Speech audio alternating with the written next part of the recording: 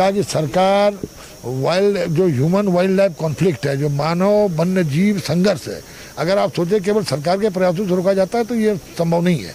इसमें जनता को स्वयं भी जागरूक होना पड़ेगा। जहाँ पर इस तरह के जानवरों की आवाजाही ज़्यादा है, वहाँ पर उनको बहुत जागरूकता के साथ काम करने की आवश्यकता है। अकेला न निकलें, रात को न निकलें, गाँव में उजाला रखें। कुछ चीज़ें और खाने पाने की चीज़ें गाँव के पास फेंक देते हैं, जो कूड़े का ढेर बनाते हैं, उससे बचने का प्रयास करें, क्योंकि जानवर उसको खाने भी आता है। तो कुछ चीज़ों में जनता की जागरूकता के बिना हम किसी भी आपदा से जीत नहीं सकते। तो ये भी एक आपदा है।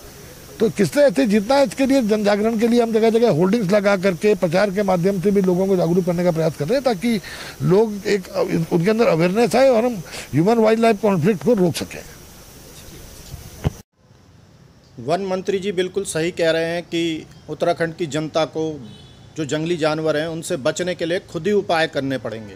यह बिल्कुल सही बात है, क्योंकि अकेले जंगलात कुछ नहीं कर सकता है। इसमें कृषि विभाग, इसमें उद्यान विभाग, इन सबको आना पड़ेगा, मगर इसके लिए फुर्सत किसको है।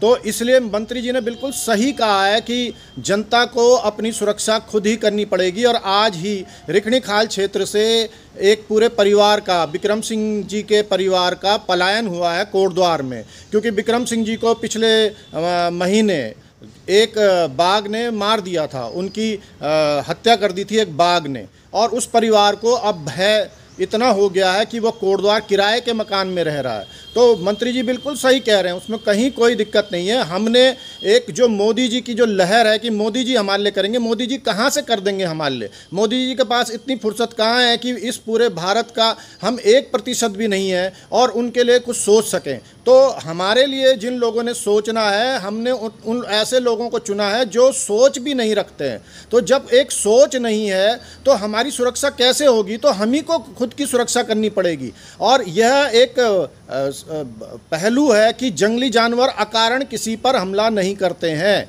आज जब इनके द्वारा किए गए भ्रष्टाचार से जंगली जानवर त्रस्त हो गए हैं, जंगलों में उनके लिए भोजन नहीं है, तो आज ये स्थिति उत्पन्न हो गई है। जब गांव के गांव खाली हो रहे हैं और इस तरीके से पलायन बढ़ रहा है, मगर इनके द्वारा कुछ नहीं किया जा रहा। आप देख, यह बिल्कुल सत्य कहा है मंत्री जी ने। वन मंत्री जी बिल्कुल अक्षरशः सत्य बोल रहे हैं। ये लोग इस काबिल नहीं है कि जनता को जो है रोजगार दे सके, जनता को शिक्षा दे सके, पलायन रोक सके गाँव से और जानवरों से हमारी रक्षा कर सकें। धन्यवाद।